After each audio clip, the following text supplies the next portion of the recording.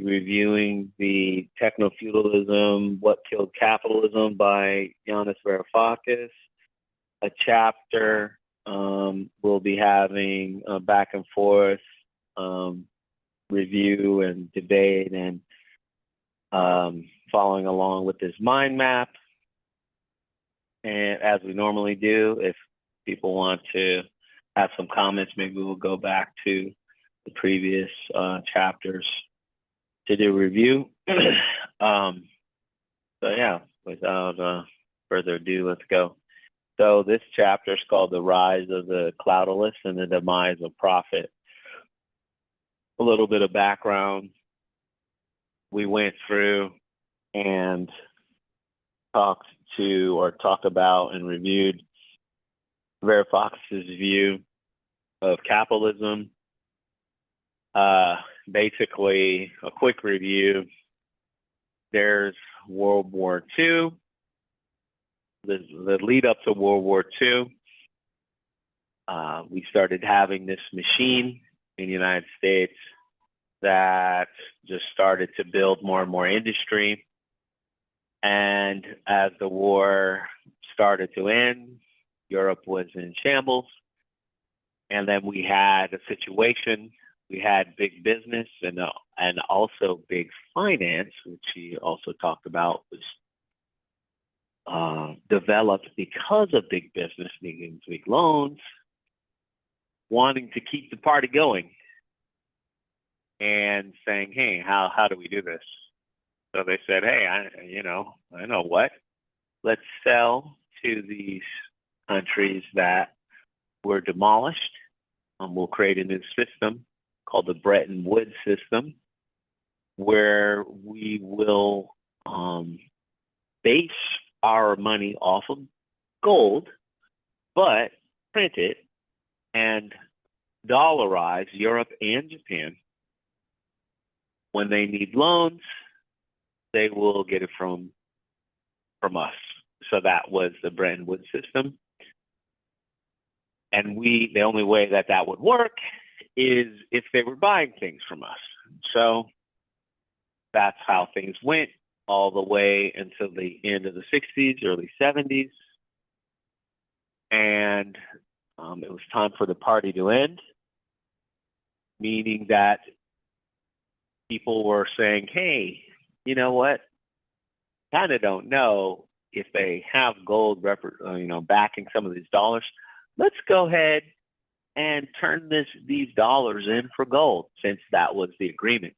You could always turn your dollars in for gold if you're using this currency and backing your currency with the dollar.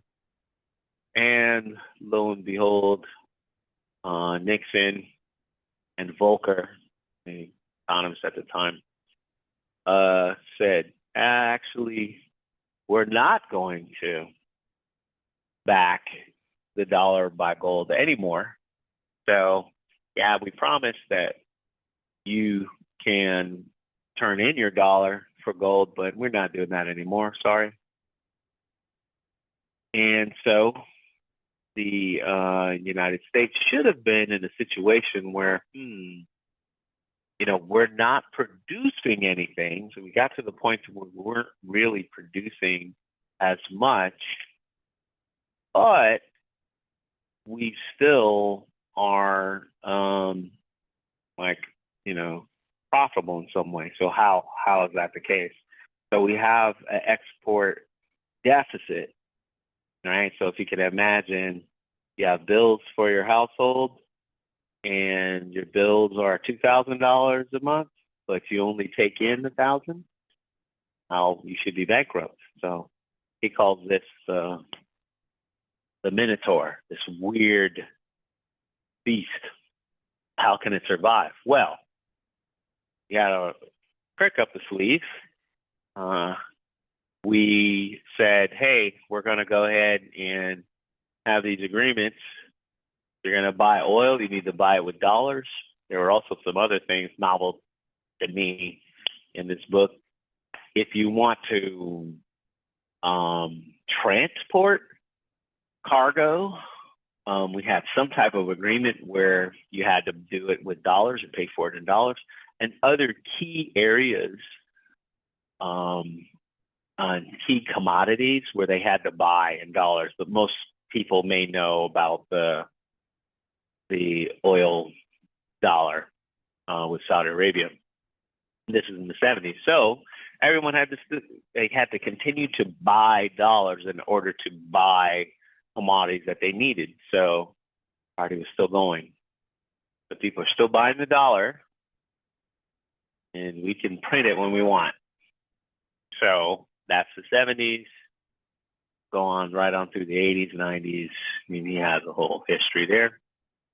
But that weird situation where we can print, but it doesn't deflate as much as it should, or inflate the dollar, is the situation we're in. So we are not trading much, but yet still a wealthy country.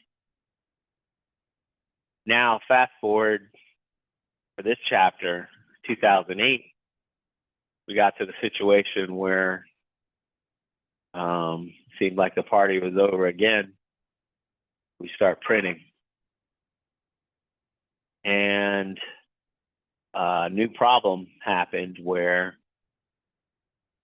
the big business that would take the money, so the people that are the ones who are supposed to create the jobs, they take the money and then they don't invest. They just buy back their own shares.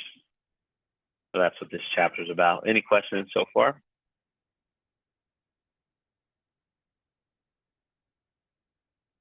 All right. So here we have, when things are this dismal, the Bank of England panics. And what we have is a panicky central bank. And what they've been doing since the crash of 2008, they've been printing money, giving it to us. And what do we do with all the freshly minted dough from the central bank? We buy shares, sending their price up, right? This is what big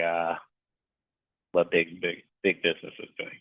As the pandemic began to rip through our communities, authorities on both sides of the Atlantic, in Japan and elsewhere, responded by doing a lot more what they've been doing since the American Minotaur's death, 2008, printing money to give to the financiers in their hope that it would buttress investment in business, thus generating stable jobs and preventing the economy from collapsing.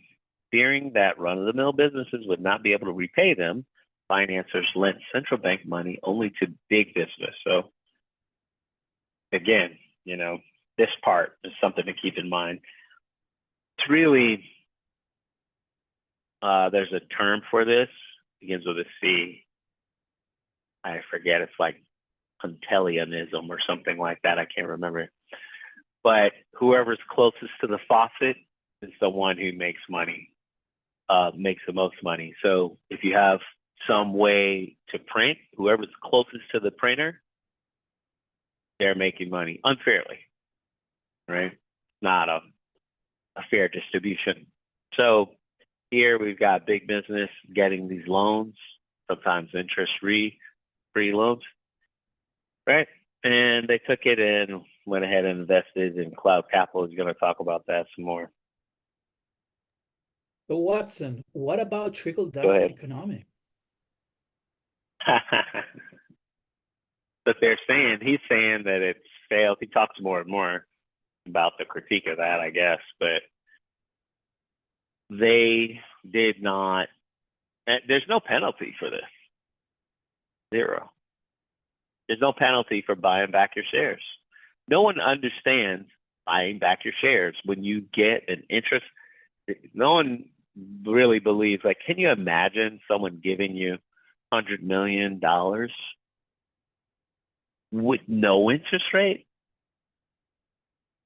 You do what you want. You could take it and put it in treasury bonds and make money, right? You could, let's say you had a small interest rate. You turn around and put it in 5%. You just make money. You could borrow and just make it. That's what they do, right? It's kind of like, is that real? Yeah, what they do, right? And so when they're saying, hey, we want to boost the economy, they're like, well, you didn't put any rules on this, so we're just going to buy back our own shares with it. No penalty. No stipulations, of course. If you want to move, one step further, people put in power were, funded by these same corporations who could just lend money and, donate to their campaigns and stuff. So shouldn't be surprised by it, but it's kind of like unbelievable that it's legal. Really is. I mean, it's illegal. So, yeah. It's almost like, what's funny also is like all of the, the greatest hits of, the propaganda around the mythology, right? The whole thing of the market self-regulate and, markets, quote unquote, and how regulation is bad, it's standing in the way. And this is such a blatant, it's such a great example, right, of what happens when there's no strings attached at all, expecting someone to do the right thing, Yep. It's funny. There's kind of a somewhat advanced critique that is a Marxian critique, that if you have a set of, this is kind of weird, but think of an instance, an abstraction or example of a thing. You're going to say markets is in this example. There's something that stands outside of it, like the exception. And this is part of the idea or definition of ideology. There's something that's like an exception. And it accounts, this critique accounts for what you're talking about right now. It's like, oh, there's markets where obviously supply, demand, some people don't want to buy, if there's a whole lot of corn, people aren't going to buy it. The price is going to go down. If there's less corn, the price will go up. And it kind of heals itself or whatever. You don't need to set prices. There's kind of exceptions to it. And when you have those exceptions, you need to account for it. Maybe there could be a problem with even reasoning about how you would account for it or identify it or whatever. But one of those things, in one way, you could say it's not a problem because it's an exception. It's not a problem with capital because this market, which would be the market for money, he goes, remember the whole chapter he has where he talks about Keynesian economics, and he's saying money is a strange commodity. It's off to its own. It's not like gold. It's not like corn. It's its own thing. That's an exception. This is where he gets into, he's talking about this thing I'm talking about with the ideology and its exception and all that stuff is marketing, but he has a different way of, he doesn't use all the fancy terminology. Money is that way. You could do that with markets. Like there's the market for money, there's a place where it's an exception and you got to do regulation for it. And I would say that this is exactly one of those. Like if you're just saying we're going to loan, like if it's a true market, the loans would go out indiscriminately, right? It would go out to whoever, but it doesn't. It goes out to, wink, wink, those who have merit. So the ones who are the big job creators. Weird. When they take it and don't create more jobs, but they just buy back their shares, right? And then he talks about this later in the chapter, but buying back the shares makes the share price go up, so they're making more money, right? On paper, so paper money. But it's better, and we'll go into this, and it's better than trying to create more jobs for reasons he's going to get into. So yeah, it's a weird thing to think about for the critique because we kind of don't think about sets as, examples of a category, and then the exception that sits outside. A lot of this critique He's doing it in kind of an implicit way, but a lot of these critiques use that as a fundamental abstraction to see this pattern over and over again in things that are involved in ideology, involved in propaganda, and all these other things. So that's a weird detour. But yeah, any other comments?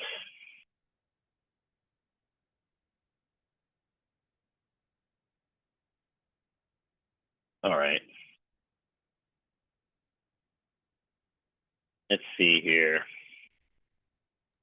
Conglomerates founded on traditional terrestrial capital like GE and Volkswagen refused to invest the interest-free central bank money because when they surveyed the carnage of the pandemic, they basically said, why would we do that? Why would we invest back into the little people? So why invest in such stuff? Instead, they would do something riskless, profitable, and stress-free.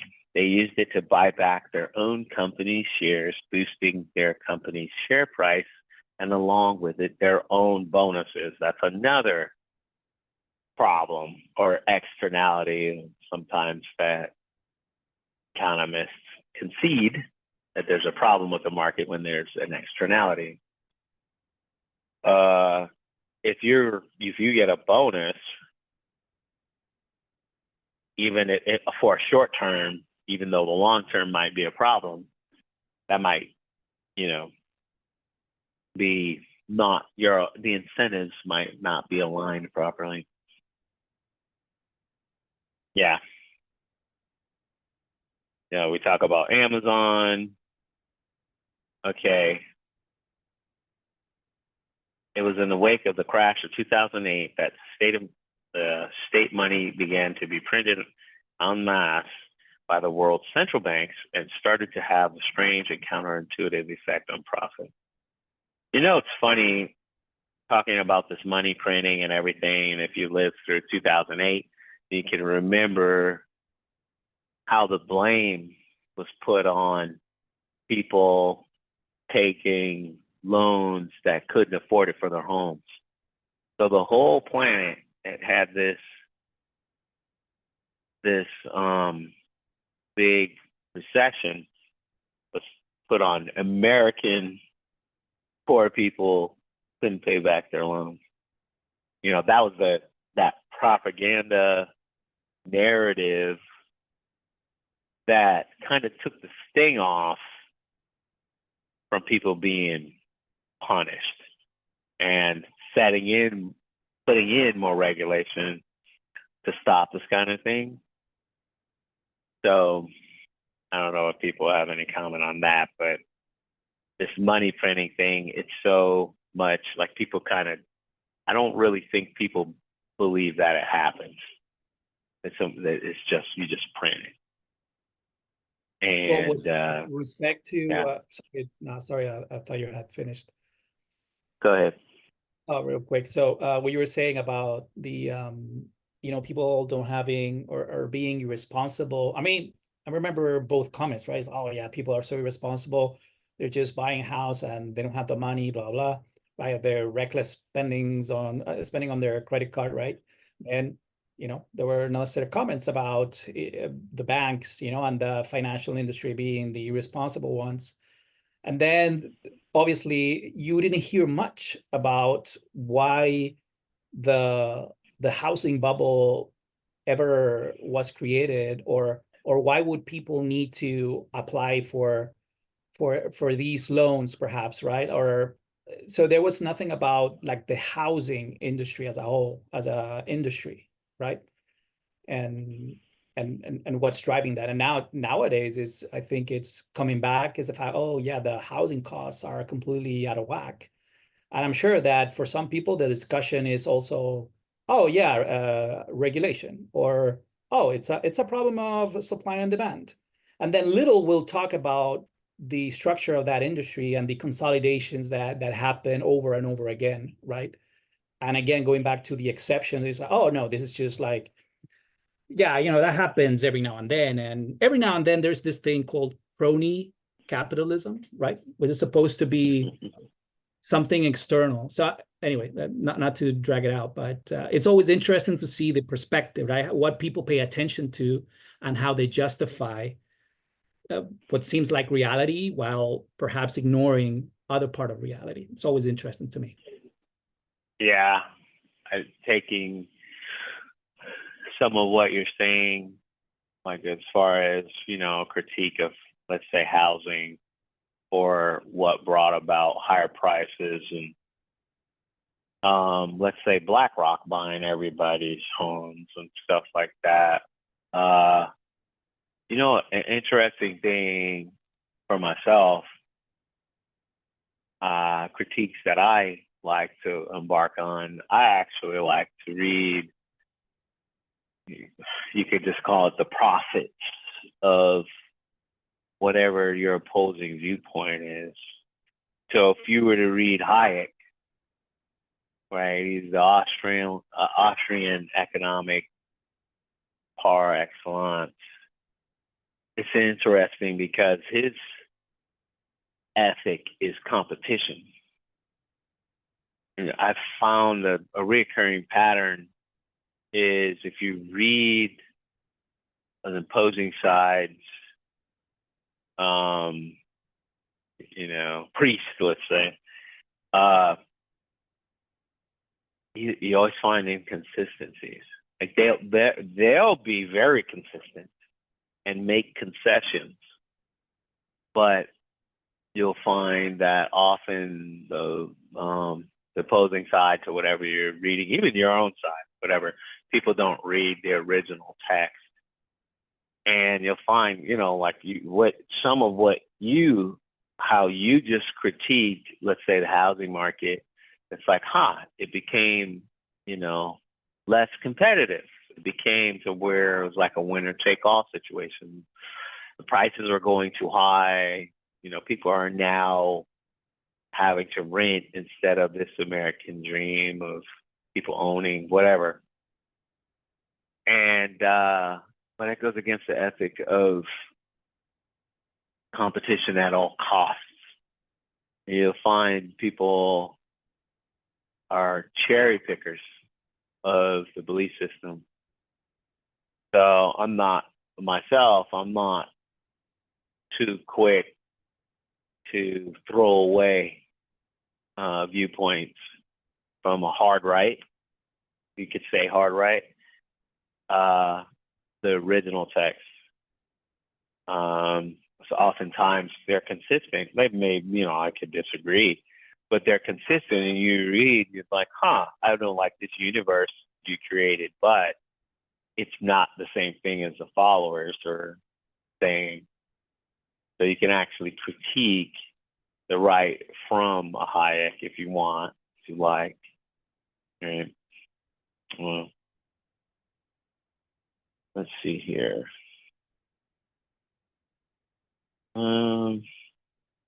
Here he's talking about to become more skeptical of narratives that place too much emphasis on technology and not enough on how powerful groups seize and manipulate it to achieve and maintain dominion over others. So he talked about the power of capital a lot. So for instance, if you're out in the desert and someone is selling water, they don't just have regular capital dynamics. They have power over you. And he's saying labor power, or the power over labor, is a big part of why capital works, in quote, or is pragmatic, or continues to reproduce itself in Marxian language. He has a whole critique about the steam engine and then how it was weaponized.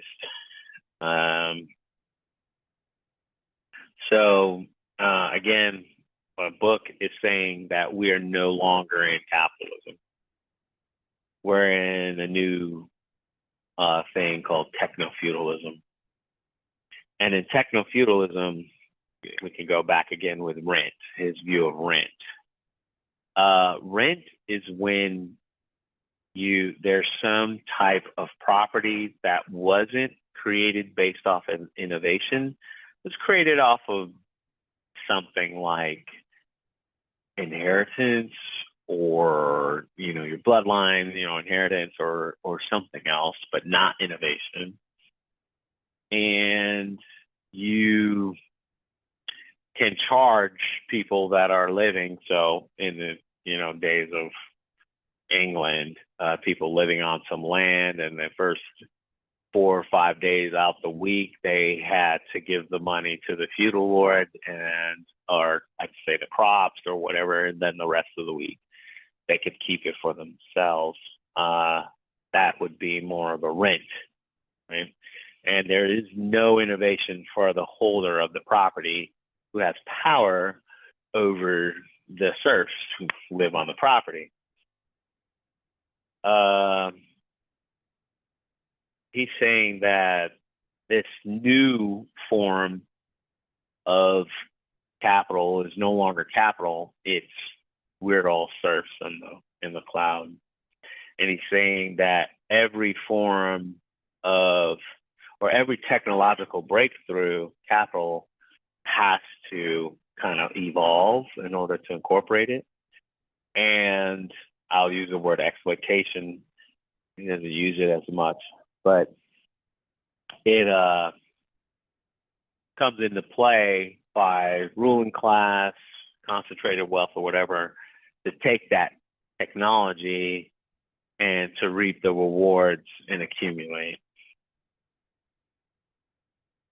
All right, so now it's become, the proletarian labor is a cloud prole. Free labor is a cloud serf. And now we have fiefdoms, which are, Amazon.com.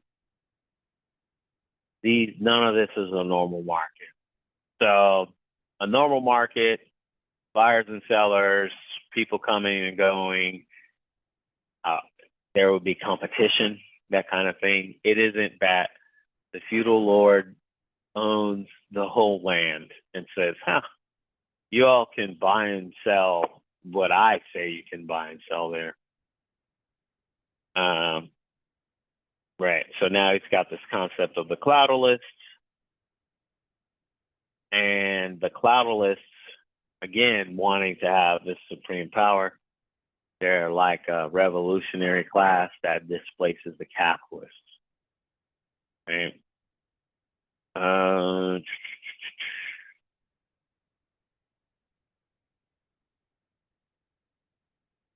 So we'll go into this a little bit.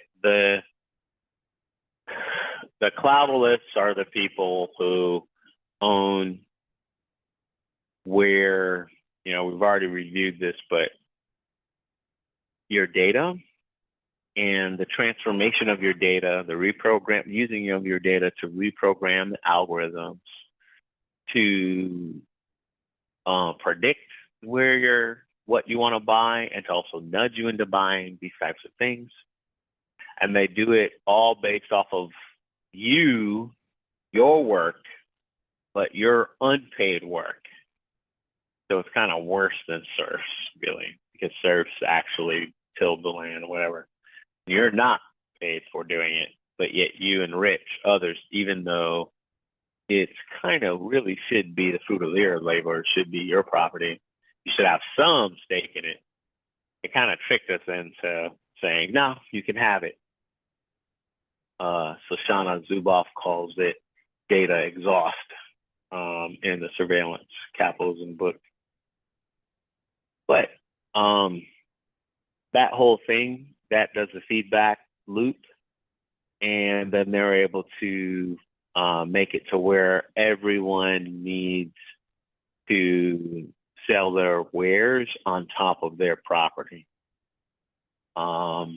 Whether it be advertising with Google or Amazon, but actually using their servers, whoever it is that controls the data, they're the ones that own the cloud.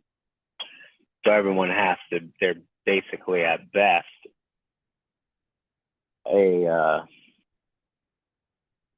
basically at best some kind of cloud vassal, someone that helps them to gather the data, helps them to solidify their property that everyone lives on.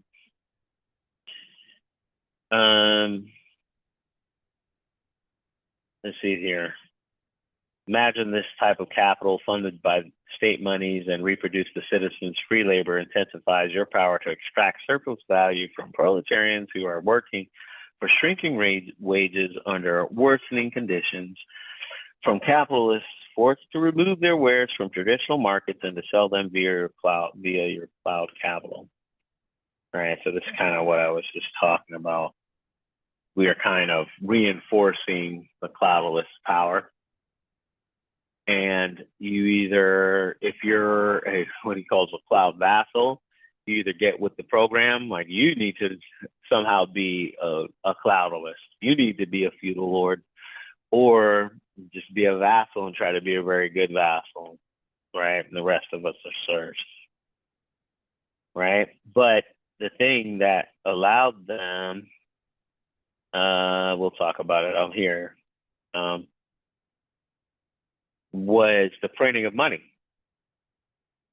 Everybody was buying back their shares, but the cloud side, they were actually producing something. So people were giving them money. They were investing in them, giving them money. So this printing of money ended up accumulating to them. And so they went from, they had an order of magnitude increase in wealth. I'm just going to talks here about the central bank money printing bonanza in 2008 going on. Basically, if you were a failed bank, you just made a call, you got bailed out, but everybody else got austerity, meaning you had to tighten your belt, you got less social programs, all these types of things. Everybody that got walked out their house in 2008, like you got foreclosed on, but banks were getting bonuses, that kind of thing. Pretty similar to the pandemic, actually. Austerity is not just bad for workers and people in need of state support during tough times, it also murders investment. Austerity, remember, it's a belt tightening. The definition of a recession is when private expenditure is falling. By reducing public expenditure at precisely the same moment, the state accelerates the decline of economy-wide expenditure and thus hastens the rate at which a society's total income is falling. And if a society's total income is falling, businesses are hardly going to spend money building up capacity, and consumers don't have the money to buy. That's how austerity slave investment. So basically, if you say tighten your belts, little guy at the bottom, they're not going to spend money.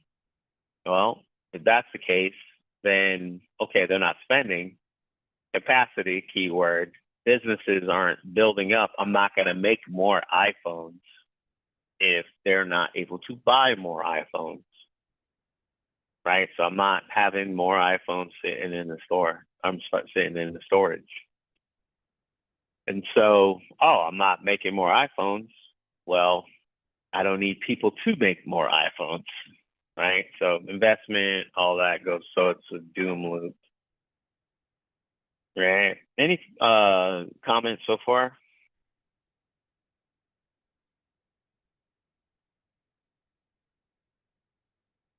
All right, try to wrap this up next 15 minutes or so.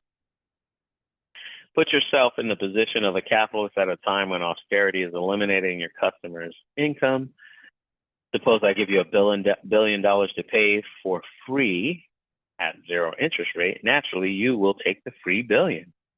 Right? This part here, I just don't think people get. It just seems like this can't be how the world works. But it is how the world works. And it doesn't have to be like 0 interest. It's like 3, 4, 5. That's also incredible. But this is how less than treasury. what I don't know what your point is, but if it's less than the amount of bonds, treasury bonds, it's free. So if treasury bonds is 5%, 3%, whatever, if someone gives you a 1% loan, you can turn around and put the whole thing in that. You're making money. Yeah. So it's still free. But if it's literally zero, and there are some situations where it's basically negative, literally, if you hold money in the bank, you got to pay to keep it in the bank, right? They'll do that. And they're like, oh, yeah, we're definitely spending this.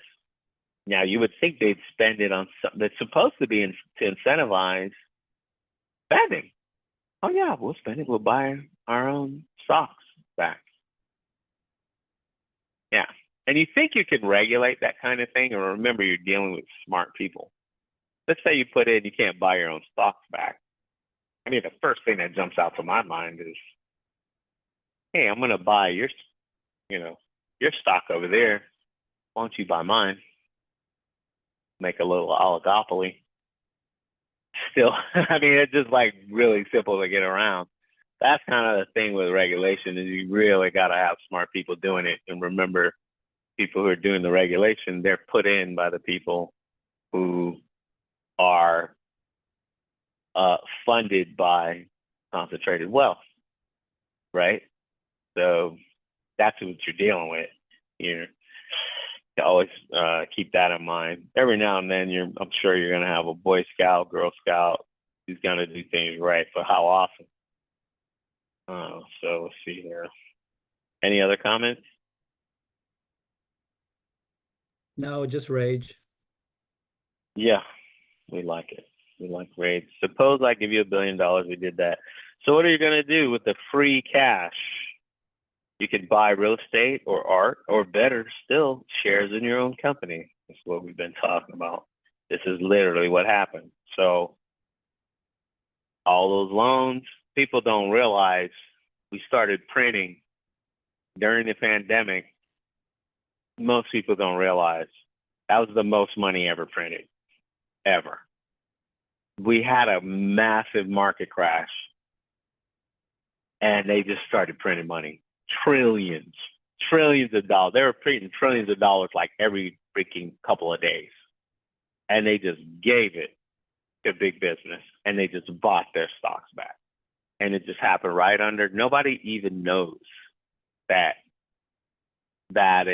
happened, and they kind of don't understand or care, right? And it's kind of like, well, why can't I have some of that? Oh, we'll give you these PPP loan, whatever it is, little something, shut your mouth, right? And you got to pay it back or whatever. Or not, Nah. because that was canceled, right? It was like people were able to just keep the PPP loan. Yeah, let them keep it. But this is part of the narrative. All that PPP loan and all that was for the small people. That was nothing compared to the trillions of dollars, right? So that whole thing was a perfect narrative to say, see, this is why we don't do handouts. See what happens? You all are misusing that money. See what happens? But the people that buy back the share, that wasn't misuse of the money. I'm like, thanks. It's crazy. But nobody, when you're talking about propaganda, ideology, all that, this is like, a master class. And, it also has like the whole manufacturing of consent in a way, right? Because I mean, as you said, right, it's like people don't know about this. Well, part of that is what they're actually getting from the big media conglomerates that ultimately are the ones that gatekeep all this, or that contextualize what's happening and that kind of decide what's outrageous and what's not, and what's worth, hammering every day. And this is not one of them, right? Because they know that ultimately, I mean, their CEOs did that, so they're not gonna go there. You know what? Let's do the manufacturing consent thing. I would challenge you. I challenge anybody. Who are your investigative journalists that you trust? If we hate consent, we hate manufacturing consent. Noam Chomsky, for people who aren't familiar, talking about basically media is controlled. Yeah. Who are the investigative and journalists that you trust? Or is journalism a bike shed? Meaning, are you just as good as someone who professionally goes through, gathers data, maybe even goes to another country if that's what's needed, whatever? That's their job, right? And when they aren't grifters, when they aren't bought off, and they refuse, they have some type of ethics, and they really try to do that. Can you be as good at them as getting through all of the messaging, right? And so if you think you can be just as good, I say it's a bike shed. It's what you could call a bike shed. Basically, there is no proper color. There is no expert on the color of a bike shed. It's just whatever. And we can all argue about it forever and we love it. Or can you be good at that? And, so if it is the case that someone can be good at that better than you, who is it that you trust? That is an investigative journalist. And why is it so hard for them to get the message out when they report on something like corruption and things like this, like money printing or whatever it is, war and all that? So I propose that if you don't have any investigative journalists that you trust, then that's fine, but you think journalism is a bike shed. You're just as good as anyone else. But I think it's a good exercise to try to find people that you think spent their life on trying to be a journalist, maybe put their lives on the line, maybe multiple times have been almost killed. And they probably know a little bit more than you about journalism and weeding through propaganda and these types of things. But I wouldn't say who. I'm just saying the exercise of doing that might be something they used to do. No, for sure. And I agree. And then there's also there's the journalist, right? And investigative reporter, right? There's many roles. There's also the integrators, right? And the commentary, which I think it's also important. If, and like with the reporters as well, right? If there's at least a focus on trying to be transparent on your conflicts of interest, on trying to be clear on what's your editorial line. This whole thing that, it's neutral is, I don't think, like, nobody's really neutral.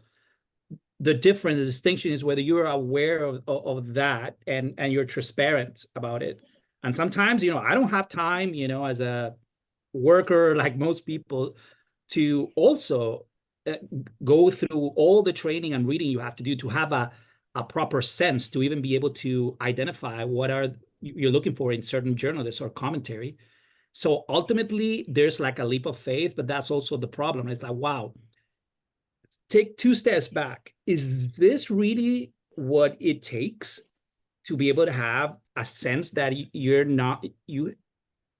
acting, understanding what's going on? And it's just incredible. It's just gonna, dude, this is whatever is going on.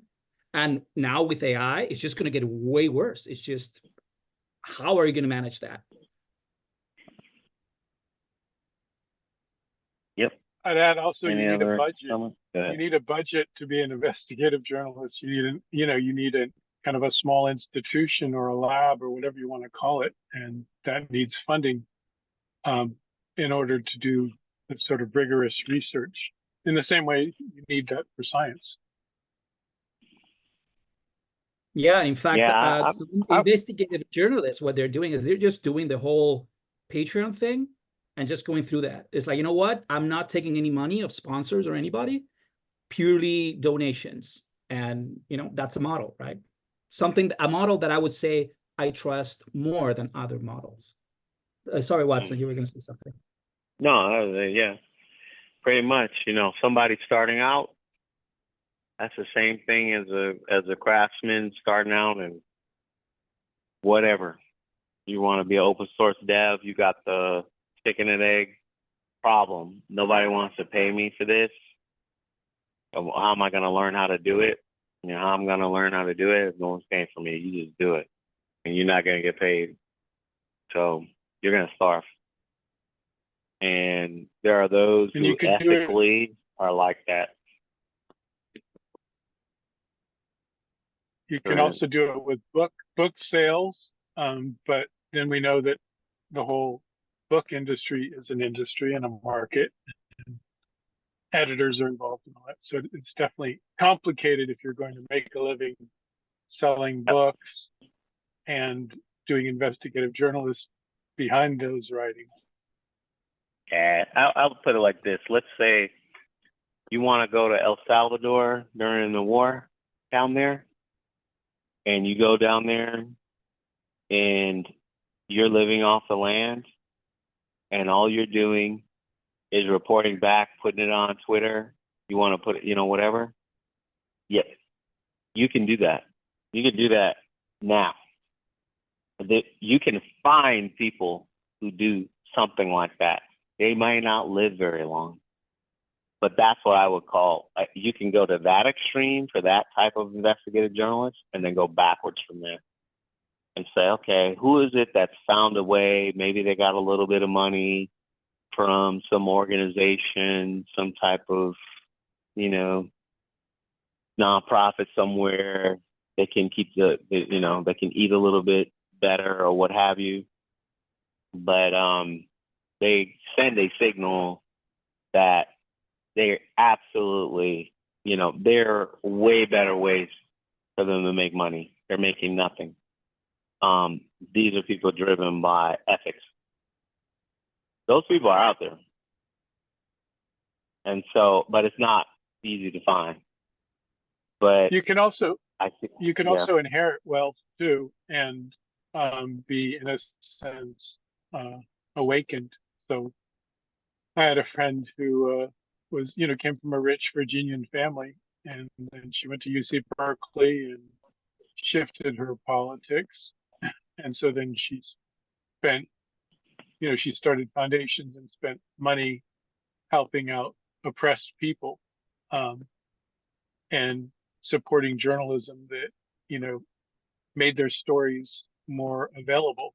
So inherited wealth, well, usually that's not your inclination to spend it that way, is a possibility. And then again, like you said, Watson, has everything to do with a strong kind of moral integrity to even decide to spend your money that way. Yep. All right. Any other comments? No, that's common, not to but and the whole thing with philanthropy, I think we'll take it, right? And in my mind, it's also there's also, that's why, and also related to open source software, right?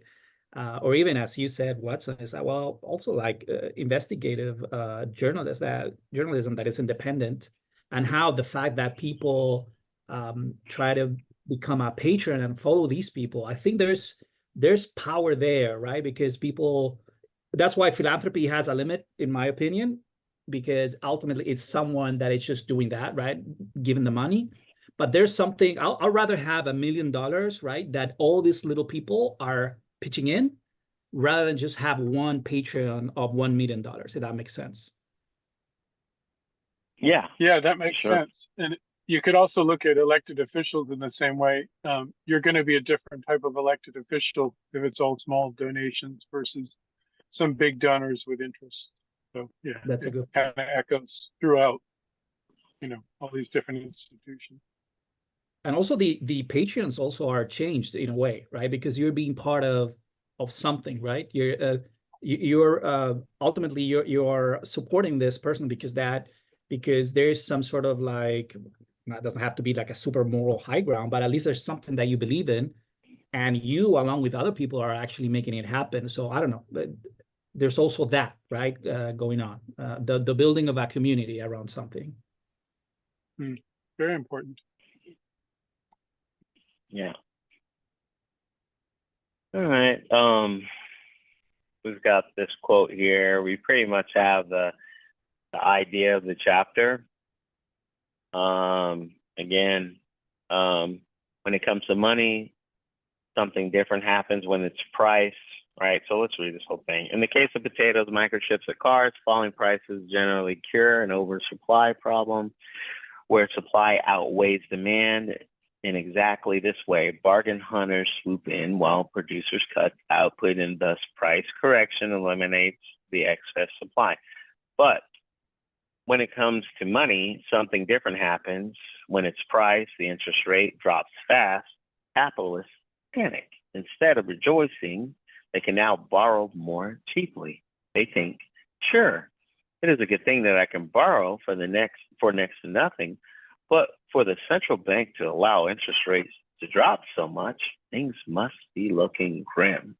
I won't invest, even if they hand me the money. All right. So this is the problem even more recently with the pandemic, right? And so that money turned around and went into the cloudless. So this is what happened. They turned around and said, "Hey, let's turn around and go and give this money to the cloud." Look at this quote here, and then we can probably wrap up. Where did it go? Can I just close it? Oh, right here. Between 2010, number is significant, and 2021, the paper wealth of the two men, so we're talking Elon and Bezos, the total price of their shares rose from not 10 million, 10,000 million to 200,000 billion. That's from money printing and them buying their own shares and doing tricks like that. So without the first half of the book, getting to the Bretton Woods system, all this stuff, the idea that we're printing all that stuff to this point here, these people, again, also you may to review,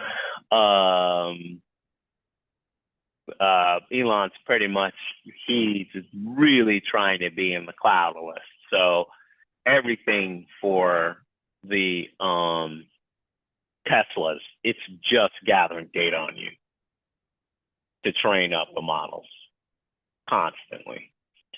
Starlink, all of it.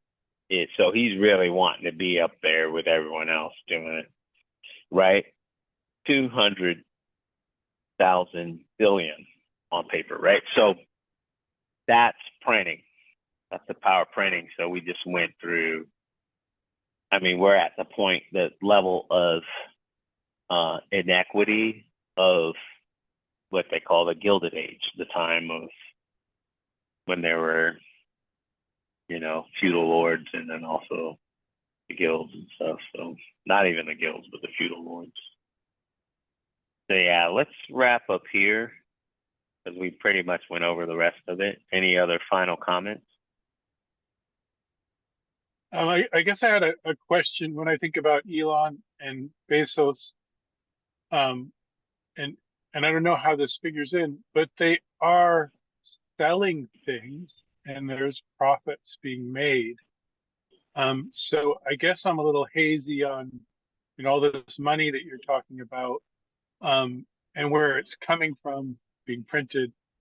But like during the pandemic, everyone started shopping on Amazon more. I know I did. And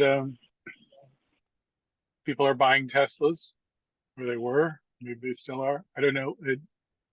He was ahead of the game on that move because that's the shift that seems to be happening. So how isn't that just kind of old capitalism and making a profit off? Yeah, his argument is that the Tesla, the big part of it is all of the data it gathers on you while you're driving around and the environment, and you aren't being paid for it. That's the reoccurring pattern of what he calls the cloudless. So obviously Amazon Echo, all that other stuff, that gathers data on you, trains the models. So I'll inject a little from another book we reviewed, the surveillance capitalism. So basically a counterintuitive truth of, say, Google is that they don't sell your data. They sell what you're going to do.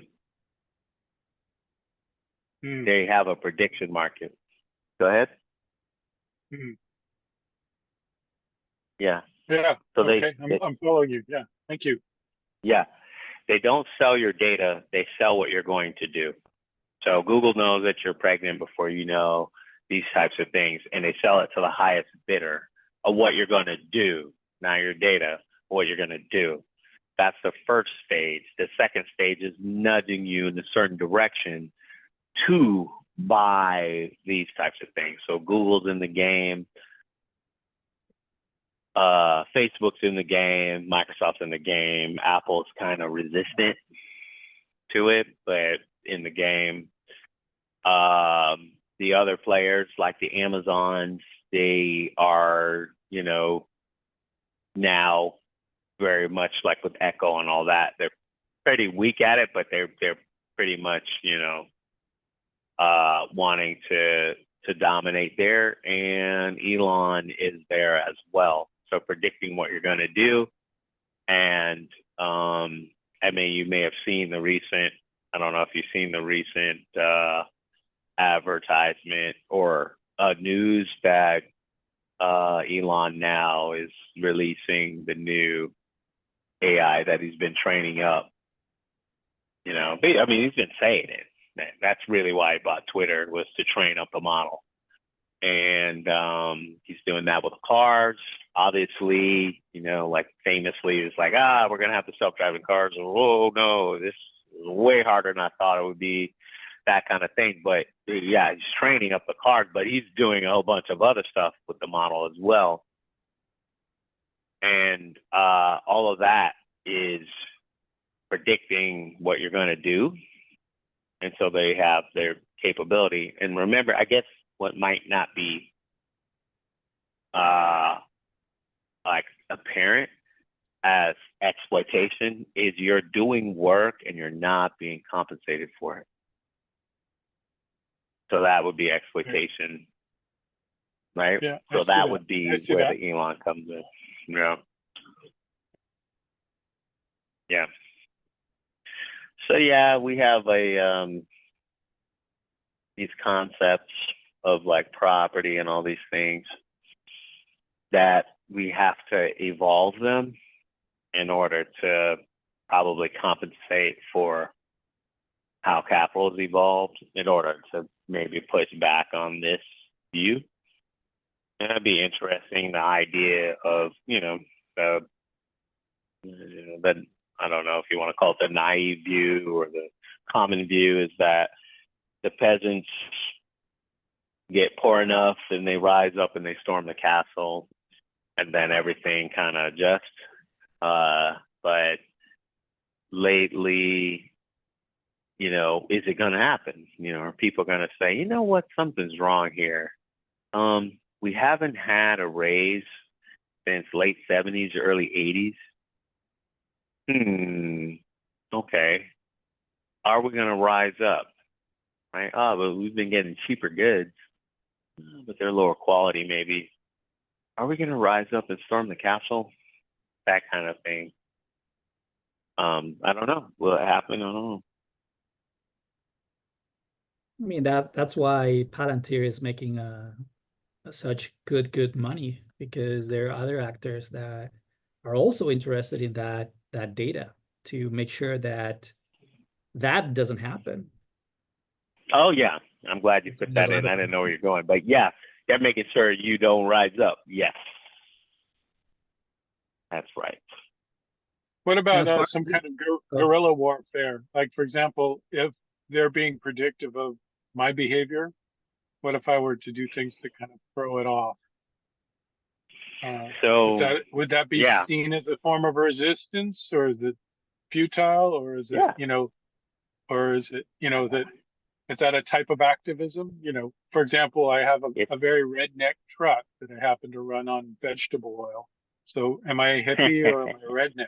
You know, and you know, I have a sticker on the back that says neoliberalism is killing American democracy. That could be a redneck sticker, but if you know what neoliberalism is, you might go, that's pretty far left. So is there a form of kind of fucking up the machine, fucking up the algorithm, feeding the algorithms things that don't compute, or is it just so vast that we don't have I'd a say chance? that there is. I'd Okay. say that there is a way, but the point that Jose was making was that the previous way of resistance, read a book like Counter Revolutionaries, they've adjusted. It's very thorough. So it's not going to be like, you're in Nicaragua and you're trying to be resisting or something like that. No, it's definitely adjusted. You're going to have to do something else. But yeah, I think that there's always a way for the majority to build a coalition and win over. I would argue that this is where it is traditional to win over the people in the middle. And I'm not talking about independents. I'm talking about people who are kind of benefit from capital, like the vassals we're talking about in this Varoufakis language.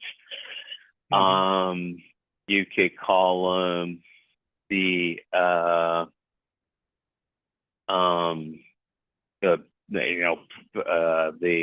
Marxist language of the petty bourgeoisie, or you can call them in a more modern language the professional managerial class.